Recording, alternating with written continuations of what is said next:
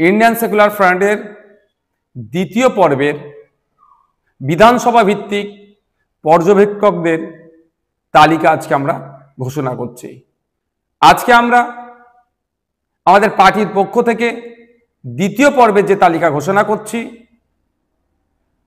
উত্তরবঙ্গ থেকে দক্ষিণবঙ্গের বেশ কিছু সিটের নাম এবং তার পর্যবেক্ষকদের নাম ঘোষণা করছি।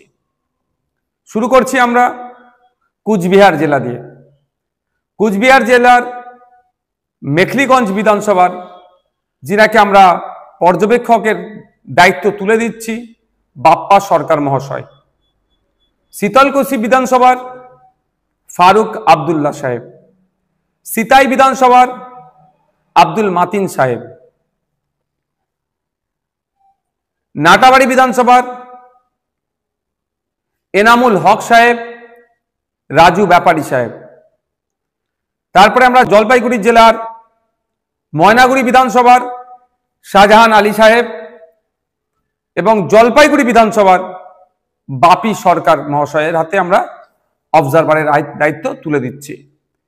এরপরে উত্তর দিনাজপুর জেলার চোপড়া বিধানসভার আনিসুর রহমান ও জামিল আক্তার সাহেবদের হাতে আমরা দায়িত্ব তুলে দিচ্ছি।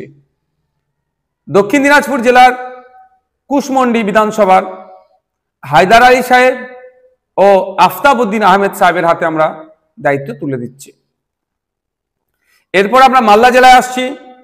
গাজল বিধানসভায় শ্রীমান হাসদা মহাশয়ের হাতে আমাদের পার্টির পক্ষ থেকে অবজারভারের দায়িত্ব তুলে দেওয়া হচ্ছে।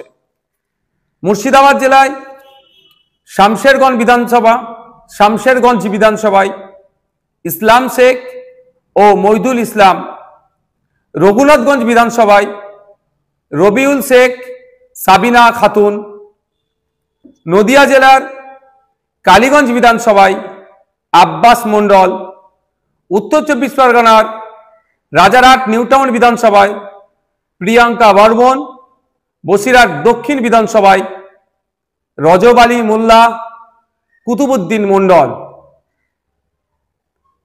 দক্ষিণ চব্বিশ পরগনা জেলায় বারাইপুর পশ্চিম বিধানসভার অবজারভার হিসাবে রবিউল দেওয়ান ও অনির্বাণ তোলাপাত্র, সাতগাছিয়া বিধানসভার জন্য আশিস শেখ, বিষ্ণুপুর বিধানসভার জন্য শরীফুল ইসলাম মোল্লা, সাদ্দাম নামে যিনি পরিচিত।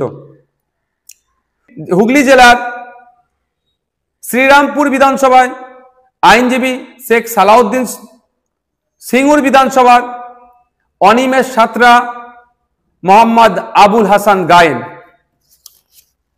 এরপরে আমরা পূর্ব মেদিনীপুর জেলার মহিষাদল বিধানসভার জন্য আমাদের পার্টির পক্ষ থেকে অবজারভার ঘোষণা করা হচ্ছে রেহান সাহা।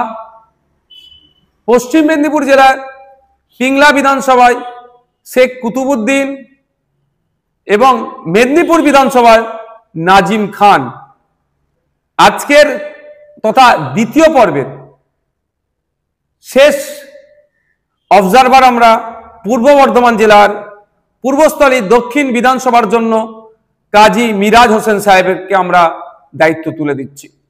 আমরা আশা করব আমাদের আজকের এই যে 24টি বিধানসভার অবজারভার ঘোষণা করেছি, তারা অত্যন্ত দায়িত্বের সাথে পার্টি সাংগঠনিক কাজকে এগিয়ে নিয়ে যেতে সহযোগিতা করবে এবং আগামী বিধানসভা নির্বাচনে অর্থাৎ 2026 বিধানসভা নির্বাচনে অবজারভারদের কার্যকারী ভূমিকায় আমাদের পার্টিকে ইলেকশন কন্টেস্ট করতে অনেক সহযোগিতা করবে। আরও পশ্চিমবাংলার মানুষদের জ্ঞাতার্থে জানিয়ে রাখি, আরও বেশ কিছু বিধানসভার আমাদের কাজ চলছে, সেখানে যথাসময়ে আমরা প্রয়োজনে তৃতীয় পর্বের আমরা অবজারভার হিসাবেও ঘোষণা দেব।